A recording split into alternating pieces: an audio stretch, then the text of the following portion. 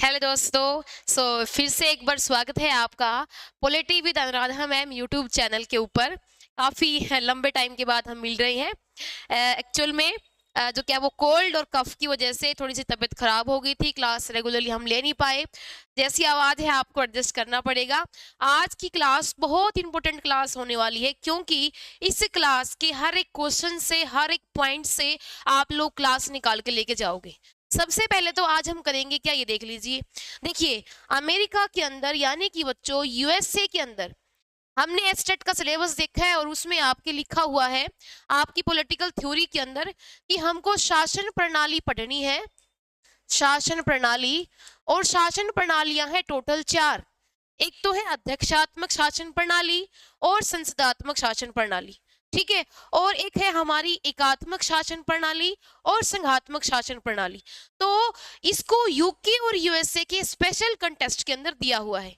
तो इसी वजह से हमारे लिए अमेरिका की अध्यक्षात्मक शासन प्रणाली, यहाँ की संघीय व्यवस्था और यहाँ की पूरे प्रशासन को पढ़ना बहुत जरूरी हो जाता है। पहला तो एस्टेट 2026 के लिए ये पॉलिटिकल थ्योरी वाली यूनिट से बहुत जरूरी है, एक बात। दूसरी बात, आपको पता है कि आजकल पॉलिटिकल साइंस के अंदर सबसे ट्रेंडिंग जो यूनिट है, ना सिर्फ UGC NET exam, all over India के TET exam, even screening exam के अंदर भी, उसमें आईआर का जो क्या है, वो आईआर के बड़े भाव बढ़ गए हैं, बड़ी आईआर की वैल्यू बढ़ गई है। इंटरनेशनल रिलेशन से क्वेश्चन बहुत आने लग गए हैं। तो एक जो है हमारा पार्ट है एस्टेट के सिलेबस का इंटरनेशनल रिलेशन, उसके अंदर एक और पार्ट है फॉरेन पॉलिसी। तो आईआर और फॉरेन पॉलिसी दोनों के नजरिए से अमेरिका के राष्ट्रपतियों को पढ़ना हमारे लिए बहुत इंपॉर्टेंट है, बहुत जरूरी है। इसीलिए आज की क्लास बहुत आपके लिए स्पेशल होगी। और जो क्या है, किसी भी पर्सपेक्टिव से आप पॉलिटिकल साइंस की तैयारी कर रहे हो, विद्यार्थी हैं पॉलिटिकल साइंस के, तो ये क्लास आपके लिए मस्ट वॉच क्लास है, ठीक है। आज हम करेंगे क्या, जितने भी अमेरिका के राष्ट्रपति हुए हैं उन्होंने जो भी फेमस सिद्धांत दिया है, जिसको हम बोलेंगे फॉरेन पॉलिसी डॉक्ट्रिन, यानी कि विदेश नीति का जो भी सिद्धांत दिया है, पहले तो वो कवर करेंगे। दूसरा, किसी भी राष्ट्रपति के पीछे कोई खास विशेषता है, कोई घटना है, कोई युद्ध है, कोई संधि है, या भारत के साथ कोई रिश्ते हैं, उनको करेंगे। तीसरा, अमेरिका ने जो डिसीजन लिए वहां के राष्ट्रपतियों ने, वहां के प्रेसिडेंट ने, उसका पूरी दुनिया के ऊपर क्या असर पड़ा, कैसे पूरा जो वर्ल्ड ऑर्डर है वो काम करने लग गया, या अमेरिका का क्या रोल रहता है इंटरनेशनल फिनोमिना के अंदर। आज हम इस वीडियो के थ्रू काफी सारी बातें कवर कर लेंगे, तो बहुत इंटरेस्टिंग क्लास होगी। इसी के साथ स्टार्ट करते हैं। यहाँ बोर्ड पे लिखा हुआ है मैंने जॉर्ज वॉशिंगटन। जी हाँ, जॉर्ज वॉशिंगटन से आप समझ गए होंगे कि जो जॉर्ज वॉशिंगटन है ये अमेरिका के पहले क्या थे, राष्ट्रपति।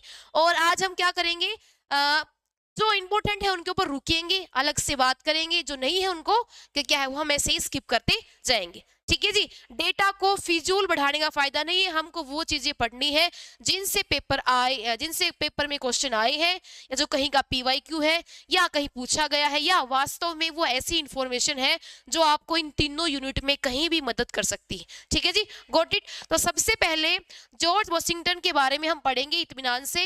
ये पहले राष्ट्रपति थे किसके, अमेरिका के, ठीक है। देखिए, ये इनका कालक्रम है। और यूजीसी नेट का जो एग्जाम है उसमें डायरेक्टली अब की बार तो अमेरिका के संविधान से, कॉन्स्टिट्यूशन से ही हमको क्या पूछ ली गई, आर्टिकल पूछ ली गई। तो हो सकता है राष्ट्रपति के ऊपर भी क्वेश्चन आ जाए। और पुराने अगर आप पेपर के पैटर्न देखोगे, टेट एग्जाम के, रीट वगैरह के, आपके एस्टेट वगैरह के, तो अमेरिका के राष्ट्रपतियों से क्वेश्चन आया ही है हर बार, ठीक है। तो इसी टॉपिक को हम थोड़े से नए स्टाइल में करेंगे आज। तो अमेरिका के पहले राष्ट्रपति से, बिल्कुल जी, इसको क्या बोलते हैं, इनको बोलते हैं father of the nation. America के पहले राष्ट्रपति जॉर्ज वॉशिंगटन को हम फादर ऑफ द नेशन बोलते हैं, बिल्कुल, क्योंकि ये पहले राष्ट्रपति थे। और अमेरिका आजाद हुआ जो क्या है वो ब्रिटेन से, 13 कॉलोनियां थी पहले, और उन्होंने लड़ाई लड़ी आजादी की। बोस्टन टी पार्टी कितनी फेमस घटना है अमेरिकन रिवॉल्यूशन की, हिस्ट्री के अंदर जरूर आपने पढ़ा होगा। और आज का टॉपिक हिस्ट्री से भी काफी टच करता है। तो 2 कार्यकाल के बाद स्वेच्छा से इन्होंने पद छोड़ दिया, यानी कि 2 टर्म ट्रेडिशन की इन्होंने शुरुआत की बस, ठीक है, खाली शुरुआत की। बट इसके बाद भी 2 टर्म 3 टर्म रिपीट होते रहे, ठीक है जी। जब तक आपका 22 कॉन्स्टिट्यूशनल अमेंडमेंट नहीं आ जाएगा आपके यूएसए के कॉन्स्टिट्यूशन में, तब तक राष्ट्रपति अपनी टर्म रिपीट करते रहेंगे। 22 कॉन्स्टिट्यूशन अमेंडमेंट के साथ क्या हुआ कि कोई भी व्यक्ति है वो 10 साल से, चाहे वो कितनी भी पॉपुलर पर्सनैलिटी हो यूएसए की, 10 साल से ज्यादा वह 2 बार से अधिक राष्ट्रपति नहीं बन सकता। और अमेरिका के अंदर राष्ट्रपति का जो कार्यकाल है, जो टर्म है, वो 4 वर्ष की होती है। तो इस हिसाब से क्या हो गया आपके 2 टर्म और 10 साल अधिकतम अवधि है ये, ठीक है जी। चलिए अब हम आगे चलते हैं। इस से पॉइंट से हमको इतना ही करना है। देखिए, लोकतांत्रिक परंपराओं और संविधान की इन्होंने नींव मजबूत रखी। ये इसलिए इंपॉर्टेंट है क्योंकि उस टाइम अमेरिका का संविधान भी बन रहा था। और 3 नाम हमको अक्सर देखने को मिलते हैं जब यूएसए की कॉन्स्टिट्यूशन मेकिंग की बात करते हैं। एक तो थॉमस जेफरसन, एक हमारे जॉर्ज वॉशिंगटन, और एक हमारे मेडिसन, ठीक है। उनको भी हम आगे देखेंगे बारी बारी। देखिए, अब आगे जॉन एडम्स जो है अमेरिका के दूसरे राष्ट्रपति थे। अभिव्यक्ति की आजादी के ऊपर उन्होंने काम किया, इसको स्किप कर देते हैं। आगे आए हमारे थॉमस जेफरसन। देखिए, थॉमस जेफरसन अमेरिका की बहुत ही पॉपुलर पर्सनैलिटी थी, बहुत ही रिनाउंड ये नेता थे। और थॉमस जेफरसन का अमेरिका के संविधान के निर्माण में बहुत ज्यादा योगदान है, और इन्होंने कुछ बुक भी लिखी है, उनको भी अब देखेंगे। देखिए, थॉमस जेफरसन 1801 से 1809 तक रहते हैं क्या, अमेरिका के राष्ट्रपति। और देखेंगे डिक्लेरेशन ऑफ इंडिपेंडेंस, ये इनकी बुक है, डिक्लेरेशन ऑफ इंडिपेंडेंस, किसकी, थॉमस जेफरसन की। इसके लेखक है, इंपॉर्टेंट है, आप नोट कर लीजिए, क्या पता पूछ ले, क्योंकि बनाने वाला क्वेश्चन कहीं से भी बना सकता है, उसको क्वेश्चन से मतलब है, नया क्वेश्चन, ठीक है। टॉपिक पुराना है ये, बट इससे क्वेश्चन नए बनने की संभावनाएं है, ठीक है। उसके बाद हम बात करेंगे अमेरिका का क्षेत्र जो है दुगना हो गया। स्टार्टिंग में मैंने आपको बताया सिर्फ 13 ही कॉलोनियां थी जिन्होंने आजाद जो हुई थी, और उन्होंने ब्रिटेन के खिलाफ आजादी की घोषणा कर दी। बट धीरे धीरे और बाकी का एरिया भी जुड़ता चला गया, और जो हम क्या कहें तो दोगुना हो गया था क्षेत्र। उसके बाद एक जेफरसन डेमोक्रेसी है, ठीक है। जब मैंने आपको डेमोक्रेसी पढ़ाई थी प्रीवियस वीडियो के अंदर, हमने डेमोक्रेसी के टॉपिक के ऊपर ऑलरेडी बहुत बात कर ली है। अगर आपने वो वीडियोस नहीं देखी है तो जरूर से उन वीडियोस को देखिएगा। तो मैंने आपको बताया था कि जेफरसन जो है वो हमारे लोकतंत्र के सबसे बड़े समर्थक थे, और इसलिए जेफरसन ने काम किया डेमोक्रेसी के अंदर। इसलिए अमेरिका के अंदर उनके स्टाइल की डेमोक्रेसी को, या उन्होंने जो सुधार किए या उन्होंने जो बताया, उसको क्या बोल दिया गया, जेफरसन डेमोक्रेसी। इसके अंदर क्या था, सीमित सरकार, यानी कि थॉमस जेफरसन संघवाद के समर्थक थे, और वो जो कह शक्तियों को ज्यादा से ज्यादा विकेंद्रित करना चाहते थे। कृषि आधारित समाज की इन्होंने बात की। ये थे हमारे थॉमस जेफरसन। अभी हम आगे चलते हैं। जेम्स मेडिसन, देखिए, लग तो रहा है किसी साइंटिस्ट का नाम है, बट नहीं, ये भी अमेरिका के राष्ट्रपति हैं। और जेम्स मेडिसन का जो कार्यकाल है 1809 से 1817, और इनको हम क्या बोलेंगे, फादर ऑफ द कॉन्स्टिट्यूशन, ठीक है। जेम्स मेडिसन को हम क्या बोलते हैं, फादर ऑफ द कॉन्स्टिट्यूशन। देखिए, यहां मैं एक कंफ्यूजन क्लियर कर लूं, जो हमारे थॉमस जेफरसन है उनकी भी बहुत भूमिका है अमेरिका के संविधान बनाने में। बट जैसे हमारे यहाँ राष्ट्रपिता गांधी जी को बोलते हैं, संविधान निर्माता अम्बेडकर जी को बोलते हैं, वैसे ही अमेरिका के अंदर भी संविधान का जो पिता है, father of constitution, American constitution, वो बोलते हैं हमारे जेम्स मेडिसन को, ठीक है जी। जेम्स मेडिसन को बोलते हैं father of the constitution. Direct question यहां से सीधा उठ के आ सकता है, फादर ऑफ द कॉन्स्टिट्यूशन, ठीक है। तो आंसर हो जाएगा जेम्स मेडिसन। आगे चलते हैं। अब फिलहाल देखिए जेम्स मुनरो। देखिए, जेम्स मुनरो अमेरिका के राष्ट्रपति थे 1817 से लेके 25 तक। बट यहाँ जो सबसे इंपॉर्टेंट बात है वो हमको करनी है मुनरो डॉक्ट्रिन के बारे में या मुनरो सिद्धांत के बारे में। देखिए बच्चों, मुनरो सिद्धांत अमेरिका की विदेश नीति को गाइड करने वाला बहुत पुराना और मजबूत सिद्धांत रहा है। ठीक है, आज भी कई बार हम देखेंगे तो राष्ट्रपति अमेरिका के इस मुनरो सिद्धांत का प्रेफरेंस लेते आपको मिल जाएंगे। अभी है क्या, देखिए 1823 के अंदर जो ये जेम्स मुनरो थे, उन्होंने जो क्या है डॉक्ट्रिन दिया था, तभी से ये मुनरो डॉक्ट्रिन अमेरिका की विदेश नीति का एक मार्गदर्शक सिद्धांत है। डॉक्ट्रिन, डॉक्ट्रिन का मतलब क्या है, सिद्धांत की बात क्या है, जब कोई बड़ा नेता कुछ ऐसी आधारभूत क्या कहें नींव रख के चला जाता है तो उसको क्या बोलते हैं, डॉक्ट्रिन, विचारों का समूह, सिद्धांत। तो विदेश नीति के अंदर ये चीजें अक्सर हमको पढ़ने को मिलती हैं, जैसे अपना इंदिरा डॉक्ट्रिन हो गया इंडिया के अंदर, गुजरात डॉक्ट्रिन हो गया, लुक ईस्ट पॉलिसी होगी, लुक वेस्ट पॉलिसी हो गई। तो ऐसे ही अमेरिका का सबसे सबसे महत्वपूर्ण या मैं कहूँ मोस्ट इंपॉर्टेंट जो अमेरिका की फॉरेन पॉलिसी है, उसके अंदर मुनरो डॉक्ट्रिन का बहुत ज्यादा रोल है। और ये आया था 1923 के अंदर, जेम्स मुनरो राष्ट्रपति थे, उनके नाम से डॉक्ट्रिन है। और 99% जितने भी डॉक्ट्रिन और पॉलिसी होती है विदेश नीति की, अंतरराष्ट्रीय संबंधों की, वो उसी नाम पे होती है जिसने उसको दिया था, कोई राष्ट्रपति रहा हो, कोई प्रधानमंत्री रहा हो, ऐसे करके। ठीक है, तो क्या है ये मुनरो डॉक्ट्रिन, तो मुनरो डॉक्ट्रिन का मतलब है अमेरिका फॉर अमेरिकन्स, मतलब अमेरिका सिर्फ अमेरिकन लोगों के लिए है।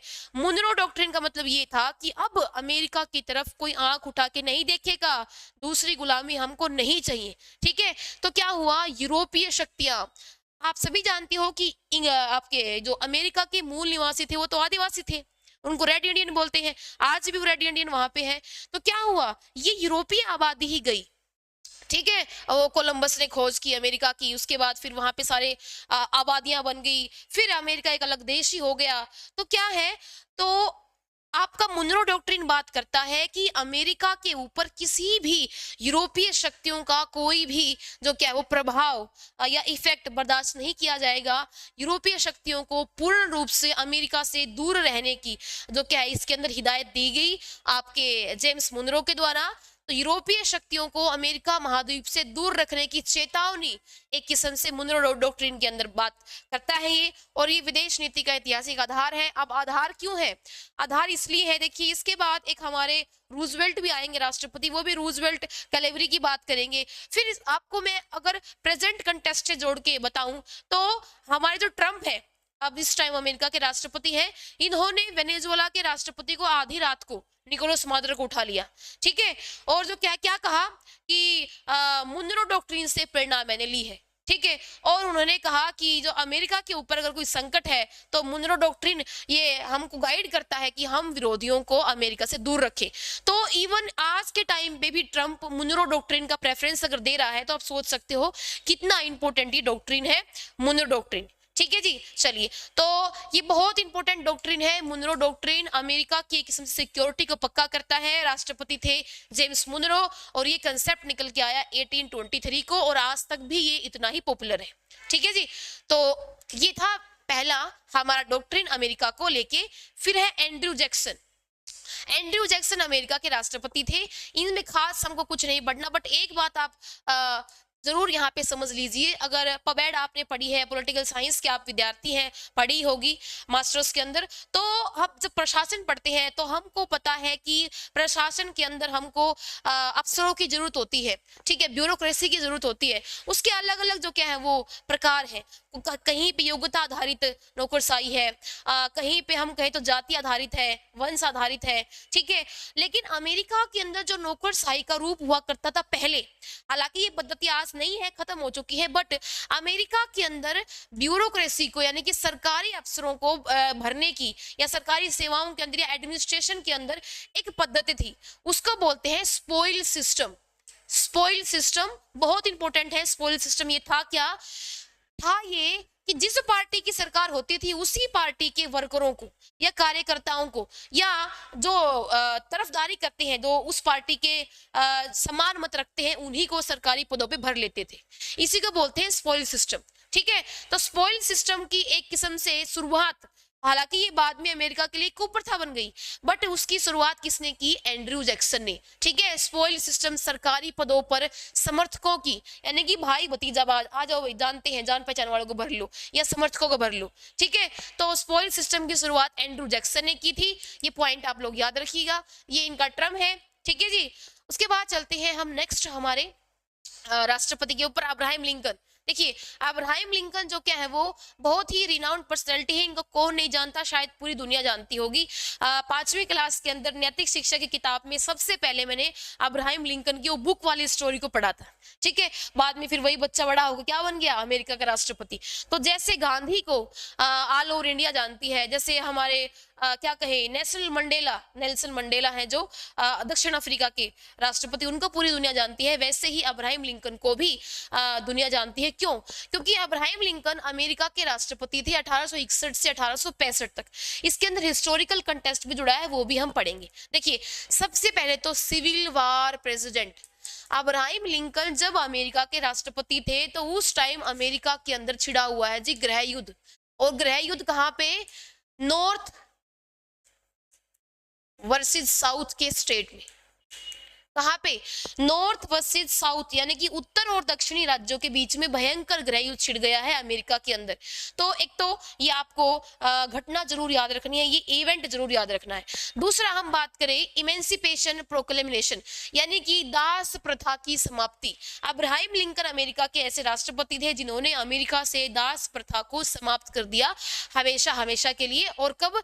1863 में। ये डेट भी कई बार पूछी जा चुकी। ठीक है, उसके बाद एक और इनसे फेमस जिनसे क्वेश्चन आ चुका है स्टेट के अंदर, रखा का रखा मिला है, मैंने 10 बार रिपीट कर लिया होगा कि अब्राहम लिंकन की लोकतंत्र की परिभाषा, लोकतंत्र लोगों का, लोगों के लिए, लोगों के द्वारा बनाई हुई सरकार है। तो वो एक्चुअल में अब्राहम लिंकन का गेटिसबर्ग भाषण है। ठीक है, 1863 का। ठीक है जी, लोकतंत्र की उन्होंने ये वर्ल्ड फेमस परिभाषा दी थी जो आज बच्चे बच्चे की जुबान पे है। ठीक है, और फिर हम बात करें, इनकी हत्या हो गई थी, इनको गोली मार दिया गया था, ये फिल्म देख के आ रहे थे थिएटर से बाहर, और 1865 के अंदर इनकी हत्या हो गई, इनको शूट कर दिया।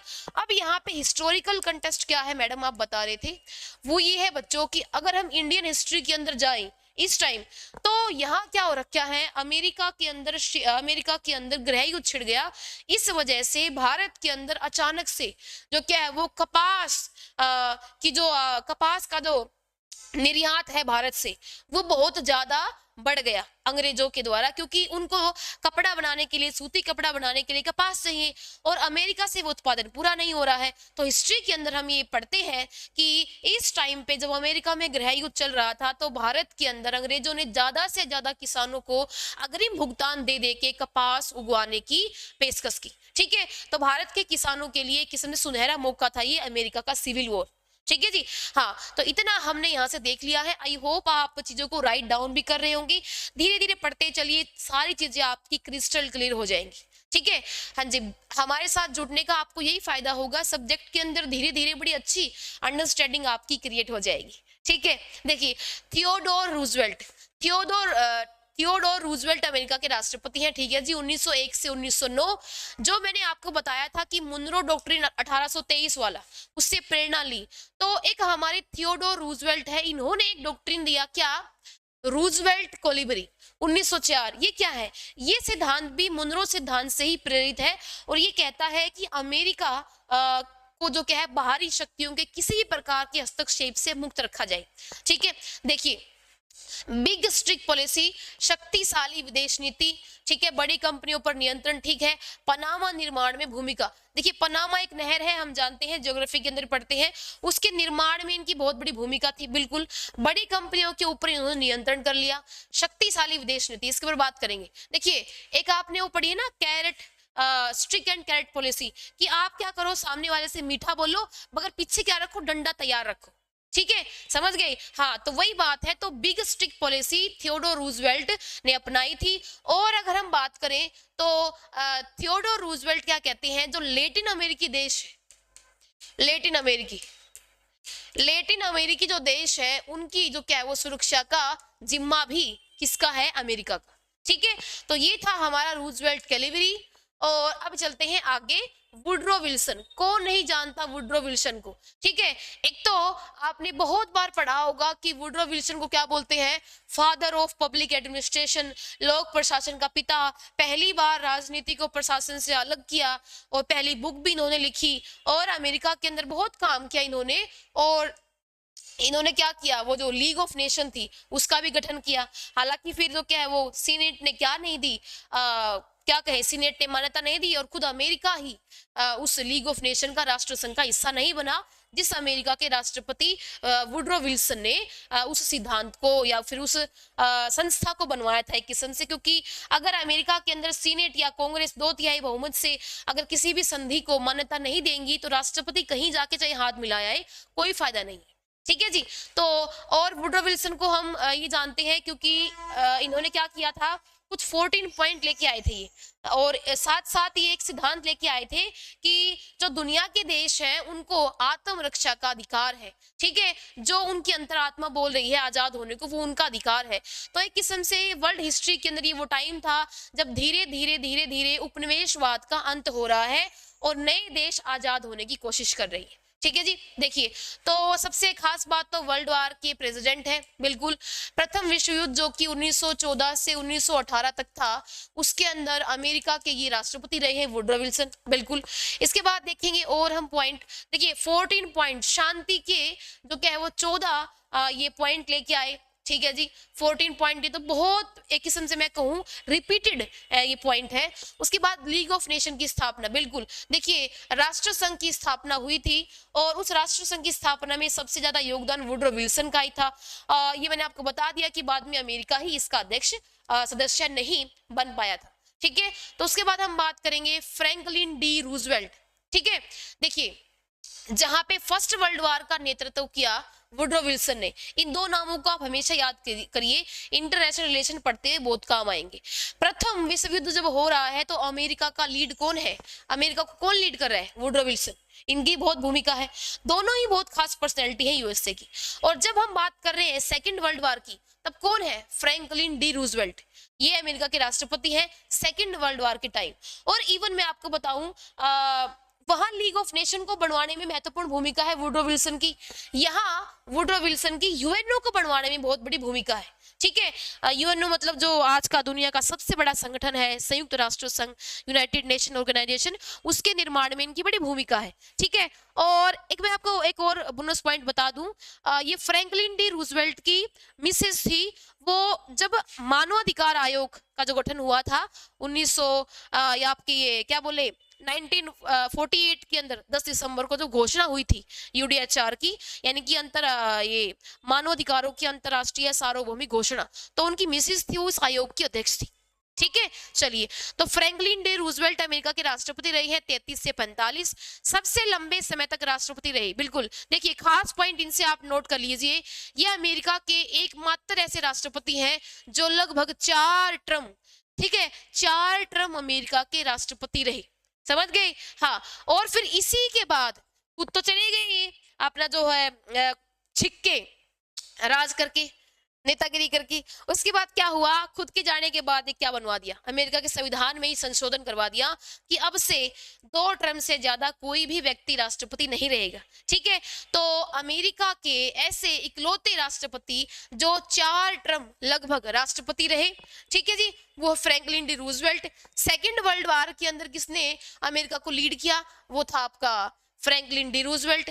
उसके बाद हम बात करें न्यू डील पॉलिसी, आर्थिक सुधार कार्यक्रम, इकोनॉमिक रिफॉर्म कार्यक्रम, कौन लेके आया था, न्यू डील पॉलिसी, अमेरिका के अंदर तो रूजवेल्ट थे। उसके बाद वर्ल्ड वार 2 की लीडरशिप की, ठीक है जी। तो इतने पॉइंट हमने देख लिए हैं फ्रैंकलिन डी रूजवेल्ट से। इस पॉइंट को आप जरूर से याद कीजिएगा कि ये सबसे लंबे समय तक रहने वाले अमेरिका के राष्ट्रपति थे, ठीक है जी। आगे चलते हैं, हेनरी ट्रूमैन। यहां से हम 2 चीजें करेंगे, एक तो आपका ट्रूमैन सिद्धांत और एक मार्शल प्लान, जो कि बहुत बार एग्जाम के अंदर आ चुका है, ठीक है। देखिए, हेनरी ट्रूमैन ये अमेरिका के राष्ट्रपति हैं 45 से 53 तक।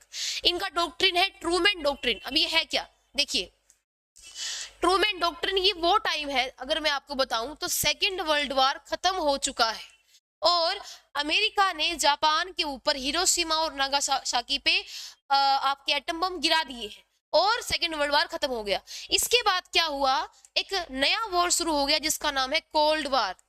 ठीक है, यानी कि अब जो क्या है वो आपके यूएसएसआर और अमेरिका के रिश्ते बिगड़ने स्टार्ट हो जाएंगे धीरे धीरे, बहुत ज्यादा। तो अब क्या होगा, धीरे धीरे अमेरिका और यूएसएसआर के रिश्ते बिगड़ जाएंगे और दोनों देशों के बीच में तनाव स्टार्ट हो जाएगा। तो ऐसे में क्या होगा, अमेरिका एक कंटेनमेंट जोन बनाएगा साम्यवाद के प्रचार को रोकने का, यानी कि रेड कलर को रोकने का एक तरीका।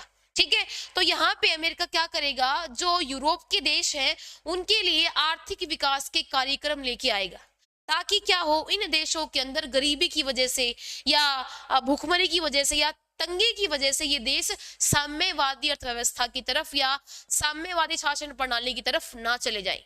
ठीक है, तो हेनरी ट्रूमैन जो है अमेरिका के राष्ट्रपति थे, उन्होंने साम्यवाद को रोकने के लिए एक पॉलिसी बनाई, कंटेनमेंट पॉलिसी उसको बोलते हैं। और ये क्या था, ये 1947 के अंदर आया था और ये बात करता है किसी भी तरीके से यूरोप के अंदर क्या रोका जाए, साम्यवाद का प्रचार। ठीक है, ये जब हम 12th क्लास की अपनी पॉलिटी पढ़ते हैं तो उसमें समकालीन विश्व राजनीति के अंदर ये बातें बहुत डिटेल में अच्छे से दी हुई। ठीक है, उसके बाद हम बात करेंगे मार्शल प्लान।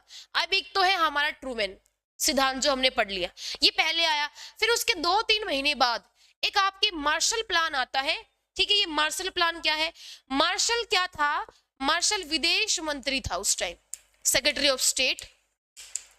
और ये क्या है, आपका जो मार्शल जो प्लान लेके आया, ठीक है, वो भी यही था साम्यवाद को रोकने के लिए। उसमें ये था कि हम क्या करेंगे, अमेरिका के अंदर सॉरी जो यूरोप के देश हैं उनको हम दोबारा से खड़ा होने के लिए सपोर्ट करेंगे, आर्थिक मदद देंगे बहुत भारी। ठीक है, उनको अपना पुनर्विकास करने के लिए। तो ट्रूमैन सिद्धांत और हमारा मार्शल प्लान दोनों के उद्देश्य एक ही थे, युद्धग्रस्त यूरोप की अर्थव्यवस्था को किस प्रकार से दोबारा से खड़ा किया जाए और उनको आर्थिक मदद दी जाए, ताकि भाई हम नहीं देंगे तो किसी और से लेंगे, किसी और से लेंगे, इससे अच्छा हम ही दे दे। ठीक है, ताकि ये हमारे पाले में तो रहे सॉरी तो ये था हमारा मार्शल प्लान और हमारा जो क्या है ट्रूमैन सिद्धांत। देखिए एटम बम है वो गिर चुका है और ये हेनरी ट्रूमैन इतना खतरनाक आदमी है कि इसने दुनिया के अंदर पहली बार एटम बम का प्रयोग कर दिया। ठीक है, तो इसलिए भी आप इसको याद रख सकते हो। इसके बाद ड्वाइट आइजनहावर, ये भी अमेरिका के राष्ट्रपति थे, इन्होंने आइजनहावर डॉक्ट्रिन दिया 1957 का।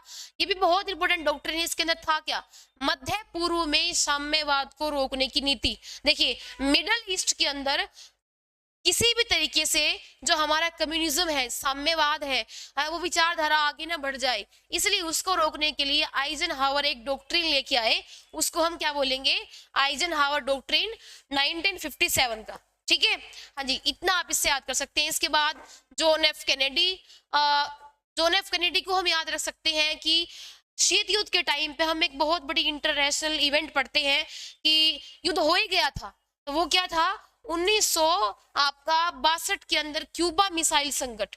तो क्यूबा मिसाइल संकट के समय में अमेरिका के राष्ट्रपति कौन थे, आपके जॉन एफ कैनेडी। इसके बाद स्पेस रेस, देखिए अगर बात करें तो यूएसएसआर और हमारा यूएसए के बीच में स्पेस रेस जो क्या है वो लग गई थी, और इस स्पेस रेस के अंदर क्या हुआ था कि होड़ मच गई थी कौन कितना आगे जाएगा। ठीक है, तो इसको हम क्या बोलेंगे कि जॉन एफ कैनेडी थे उस टाइम पे अमेरिका के राष्ट्रपति, और इनकी हत्या हो गई थी 1963 के अंदर। जस्ट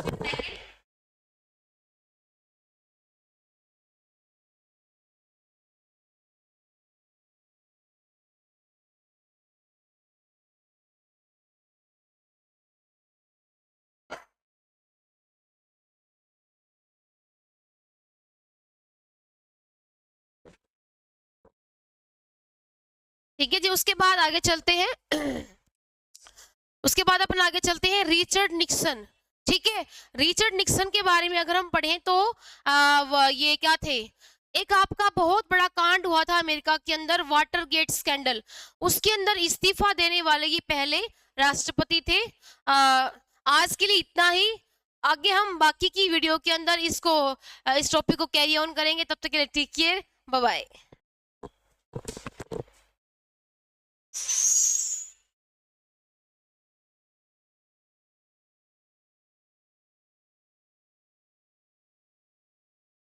हेलो जी, नमस्कार। तो प्रीवियस वीडियो के अंदर हम अपना टॉपिक कर रहे थे, उसी को ही कंटिन्यू करते हैं, जो कि है अमेरिका के राष्ट्रपतियों का कालक्रम। ठीक है, तो उस ऑर्डर के अंदर हम पहुंच गए थे रिचर्ड निक्सन जी के ऊपर। तो रिचर्ड निक्सन ऐसे अमेरिका के आज तक के इतिहास के पहले राष्ट्रपति हुए हैं जिनको इम्पीचमेंट जो क्या है वो प्रोसेस के तहत इस्तीफा देना पड़ा, यानी कि इस्तीफा देने वाले ये पहले राष्ट्रपति थे। ठीक है, और निक्सन डॉक्ट्रिन भी है इनका, जो क्या कहता है, निक्सन डॉक्ट्रिन कहता है कि जो अमेरिका के सहयोगी देश है ना, उनको अपनी सुरक्षा की जिम्मेदारी स्वयं लेनी होगी। तो ये क्यों कह रहे हैं, टाइम देखते हैं। सबसे पहले ये 1969 से 1974 तक अमेरिका के राष्ट्रपति थे। देखिए, इस टाइम पे अमेरिका का और आपका वियतनाम का युद्ध चल रहा है, और अमेरिका वियतनाम युद्ध के अंदर ऑलरेडी अमेरिका को बहुत नुकसान हो चुका है, बहुत उनके सैनिक मारे जा चुके हैं, बहुत लंबी लड़ाई चल रही है, कुछ हाथ नहीं आ रहा है। तो बहुत ज्यादा प्रेशर बढ़ गया खुद अमेरिकन्स का। तो उन्होंने कहा कि ये जो पॉलिसी है भाई, पचड़ा किसी का और जाके पड़ जाए अमेरिका, इसको बंद करो, ये नहीं चलेगा। ठीक है, तो रिचर्ड निक्सन की जो पॉलिसी थी, निक्सन डॉक्ट्रिन यही था कि अमेरिका के जो सहयोगी देश है उनको अपनी सुरक्षा का जिम्मा स्वयं उठाना पड़ेगा। यानी कि अब से अमेरिका प्रत्यक्ष युद्ध में नहीं कूदेगा, अमेरिका हथियार तो देगा बट डायरेक्ट युद्ध में कूदने से पहले क्या रखेगा, डायरेक्ट युद्ध में कूदने से पहले सोचेगा। ठीक है, यानी कि हम सिर्फ बैक सपोर्ट दे सकते हैं, आपको अपनी लड़ाई खुद लड़नी होगी। वियतनाम युद्ध से ये सबक लिया था अमेरिका ने। और चाइना ओपनिंग पॉलिसी, ये बहुत इंपॉर्टेंट है। ये वही टाइम है, ये एग्जैक्ट वही टाइम है जब अमेरिका और चीन के रिश्ते धीरे धीरे धीरे धीरे आपके जो क्या वो मजबूत हो रहे हैं, और चाइना ने अपने दरवाजे खोल दिए हैं और चाइना ने ओपन डोर पॉलिसी अपना ली है। चाइना के प्रधानमंत्री डेंग शाओपिंग उस टाइम प्रधानमंत्री थे, उन्होंने क्या किया, अमेरिका के राष्ट्रपति को बुलाया, उनका वेलकम किया, और तभी से चाइना ओपनिंग पॉलिसी की भी शुरुआत हो गई। इसलिए रिचर्ड निक्सन हमारे लिए इंपॉर्टेंट है। ठीक है जी, आगे चलते हैं नेक्स्ट पॉइंट के ऊपर, जो है हमारा रोनाल्ड रीगन।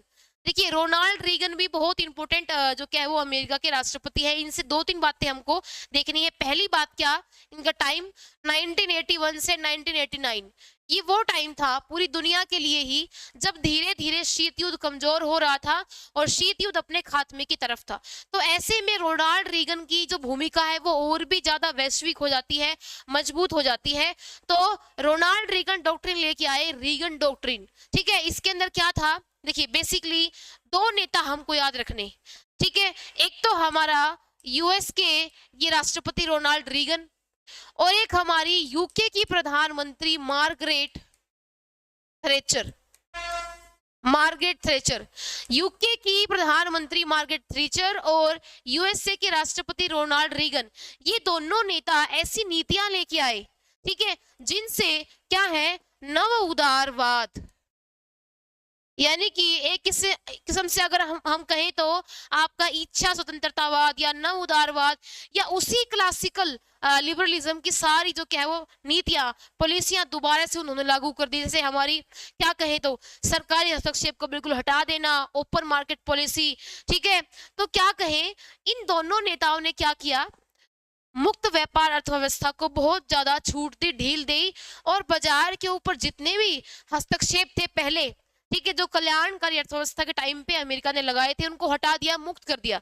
तो कहने का मतलब दोबारा से जो परंपरागत उदारवाद है उसको पुनर्जीवित करने का जो प्रयास है वो आपके रोनाल्ड रीगन और मार्गरेट थ्रेचर ने किया।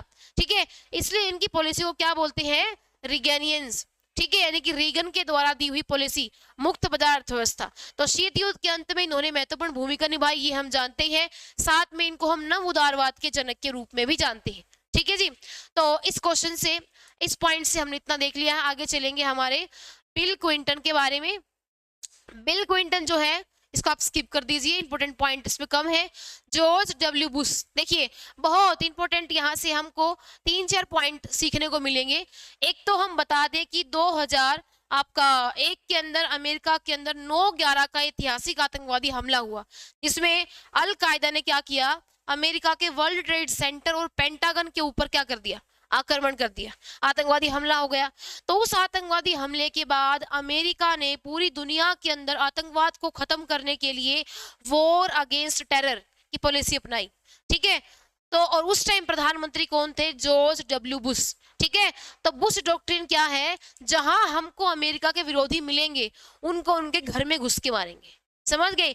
मतलब कहने का मतलब आतंकवाद को खत्म करने के लिए वैश्विक युद्ध का यहाँ पे आह्वान कर दिया गया जॉर्ज डब्ल्यू बुश के द्वारा। और इन्होंने जहां जहां इनको आतंकवादी मिले, चाहे वो किसी भी देश की सीमा के अंदर हो, उनको ड्रोन हमलों से पकड़ के या अपनी एजेंसियां छोड़ के उनको खत्म किया, ठीक है। यहीं से एक नई समस्या भी स्टार्ट होती है इंटरनेशनल लेवल पे, जिसका आज तक समाधान नहीं हुआ है। एक्चुअल में सोवियत संघ के अफगानिस्तान में इंटरवेंशन के बाद क्या किया? अमेरिका ने सोवियत संघ को मजबूत करने के लिए, सोवियत संघ को कमजोर करने के लिए अफगानिस्तान के मुजाहिदीनों को क्या है, हथियार सप्लाई करना स्टार्ट किया, उनको वित्तीय मदद देना स्टार्ट किया ताकि वो यूएसएसआर के खिलाफ लड़े। और यही मुजाहिदीन फिर बाद में कल को अमेरिका को खाने के लिए तैयार हो गए और ये क्या बन गया? अल कायदा यानी कि तालिबान, ठीक है। तो तालिबान की समस्या या अफगानिस्तान की अस्थिरता की समस्या इन दोनों देशों के बीच की क्या थी? दुश्मनी। तो क्या हुआ हम देखें, बुश डॉक्ट्रिन स्टार्ट हो गया। बुश डॉक्ट्रिन के अंदर क्या है? 9/11 के अटैक के बाद पूरी दुनिया में अमेरिका के द्वारा किए हुए जो क्या है प्रयास, और इसके अंदर क्या हुआ? अफगानिस्तान और इराक युद्ध भी हम जानते हैं। इसके बाद बराक ओबामा अमेरिका के पहले अफ्रीकी अमेरिकी राष्ट्रपति थे और इनको नोबेल प्राइज भी दिया गया। आपने देखा है ट्रम्प इस टाइम पे नोबेल प्राइज के लिए कैसे बावले हो रहे थे, ठीक है। इन ये जो क्या है पिवट टू एशिया पॉलिसी लेके आए, यानी कि इन्होंने कहा कि आने वाली सदी एशिया की सदी होगी, इसलिए एशिया के ऊपर ध्यान देना, एशिया के बारे में बात करना बहुत जरूरी है। तो इनकी पिवट टू एशिया पॉलिसी बहुत इंपॉर्टेंट है। डोनाल्ड ट्रम्प को तो हम जानते हैं, जब से ये आए हैं सत्ता के अंदर अमेरिका फर्स्ट का नारा लगा रहे हैं। तो अमेरिका फर्स्ट पॉलिसी तो डोनाल्ड ट्रम्प की है। इसके बाद बाइडेन आए थे, बाइडेन तो बेचारे कोरोना के अंदर ही अपना काम संभालने में लगे रहे, इनको ज्यादा मौका मिला नहीं, ठीक है, इंटरनेशनल लेवल पे काम करने का। उसके बाद ये सारे हमने डॉक्ट्रिन कर लिए हैं ऑलरेडी, इनको एक बार आप देख लीजिए। तो आज की क्लास के अंदर हमने वो सारे डॉक्ट्रिन कर लिए हैं जो कि आपकी अमेरिकन फॉरेन पॉलिसी से आपको क्वेश्चन दिला के जाएंगे, ठीक है। तो it's all about today class. ऐसे ही मिलते रहेंगे वैल्यूएबल क्लास के अंदर। अगर हमारी मेहनत आपको पसंद आती है, वीडियोस आपको पसंद आती है, तो जरूर हमारे चैनल को लाइक करें, शेयर करें, सब्सक्राइब करें। तब तक के लिए टेक केयर, धन्यवाद।